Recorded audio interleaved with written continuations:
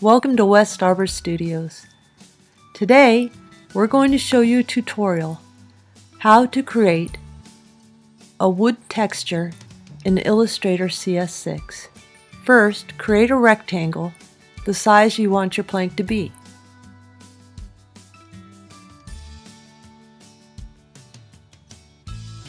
Name your layer and then duplicate that layer.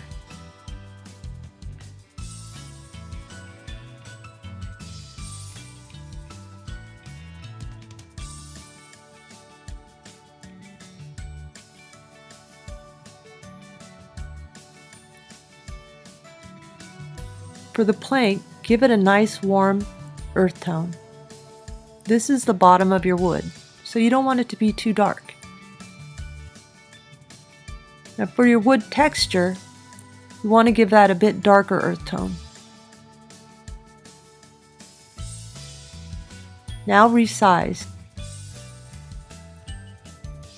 This is your first groove. So think about that in terms of how big you want it to be.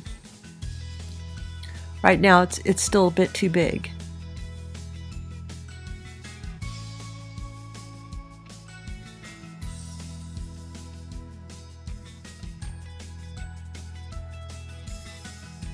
Remember, no strokes on either the plank or the grooves.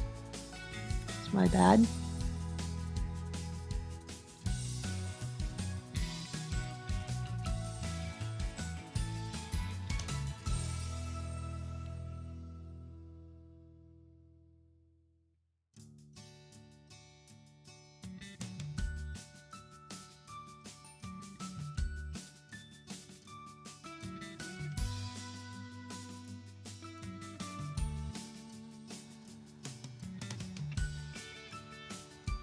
So one way to make sure that it's flush is by grabbing both points and using the average tool, click horizontal, and now they're all horizontally aligned. And do that to the bottom as well.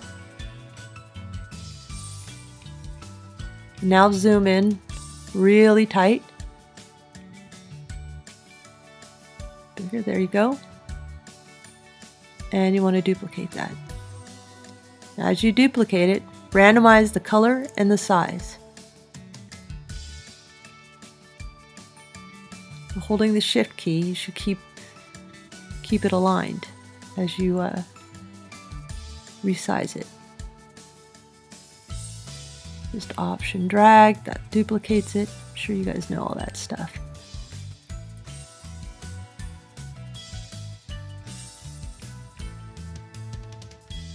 Again, just keep clicking different colors and continue to do this. You'll find that there's other tutorials on the web for creating wood textures, but I think that my tutorial, it's a little bit, it leaves you with a customized effect, and I think that's because I put a little love into each of my grooves. A lot of the ones I've seen just use the same color, the same size, but each of my grooves are custom selected, which makes me kind of groovy, and it makes my tutorial kind of groovy. and I think you'll find at the end that that I have a unique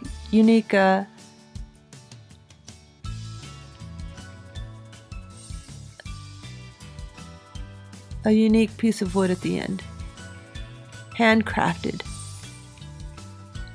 So now I have a patch area, and just now you can select that whole patch, duplicate it, just hold down the option key and click and drag, and now just randomize it a bit more.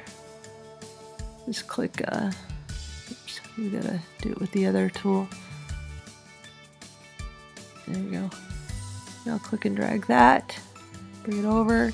You can overlap, it's okay now. And just keep dragging.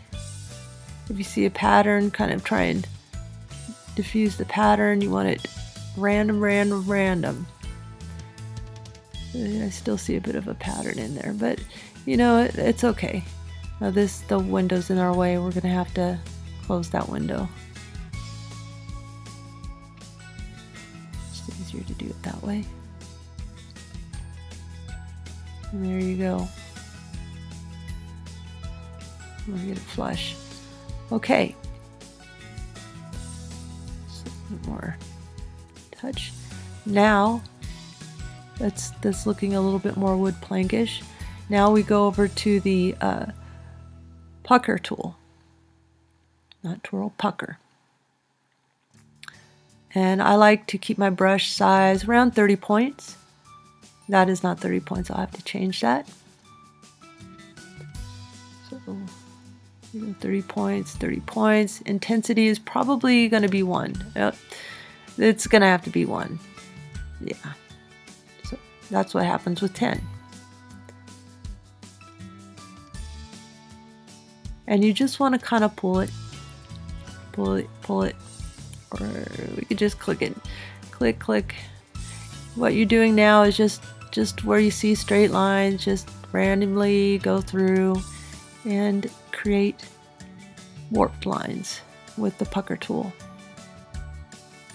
And I'm just clicking right now. I'm just doing a little tap here and a tap there, and you can, it's obvious. But that's okay, because we're going to do other things on top of this that will make it a little bit more uniform. So now we're using the twirl tool. And again, we want to put that at 30, 30 and the intensity of 1. And just go through, click it. It's very touchy, this twirl tool. If you hold down, it'll just keep twirling.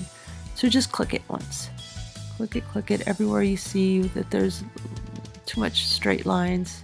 You just want to go in there and wreak a little havoc with the straight lines. Go through, clickety click, and go. Don't worry about what it looks like now. Now this is the warp tool. The warp tool really does make it look woodish. And what you want to do is just pull diagonally. I've got an intensity. This intensity you want to set at 10. You want a little bit more power with this tool, and just pull and drag. Click and drag, click and drag. And pull to the left and pull to the right. Just diagonally, you want to create those warped lines. And you see how it only takes a patch at a time? Well, just keep going. Where it stops, just keep going. Make sure you get it all the way across. That's what really makes it have that wood look. Because that's really what wood does too. When it warps kind of all the way across.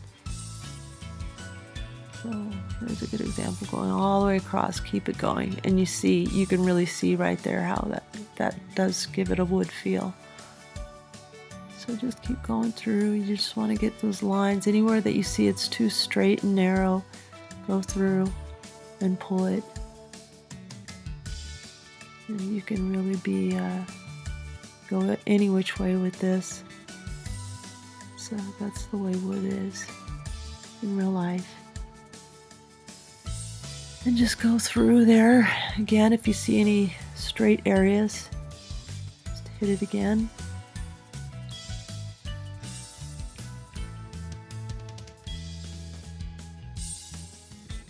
And try and get all the way across the wood, or a large portion of the plank. That's good. And now there you go. I think it looks a lot more realistic than when we began. And now what we're going to do is we're going to duplicate the plank layer, and we are going to rename it so everyone knows what its function is. And if you lock the other layers and then click on it, it's easy.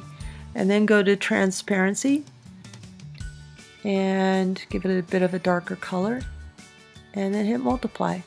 And there you go. There's your wood plank.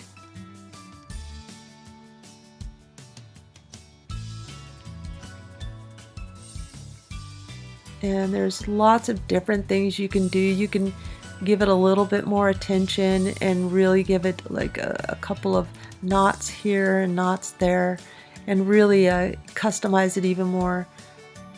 The more love you put into it, the more love it'll give you back. So just keep playing with it until you're happy with the way it looks. But I think right now that it looks like a pretty good plank. I'd walk down it if I had to. But if there's like a certain color in here that's bugging you, maybe it's a little bit too dark or a little bit too light, just click on it and then go to same fill color. And now you selected all that color, and then just make it a little darker, a little more uniform. And there you go. And there are our wood planks. And then you can just go ahead and save it. Thank you very much for watching this video. Please like, comment, and subscribe. Let us know if you have any questions or if there's any other tutorials you'd like to see. Thank you again.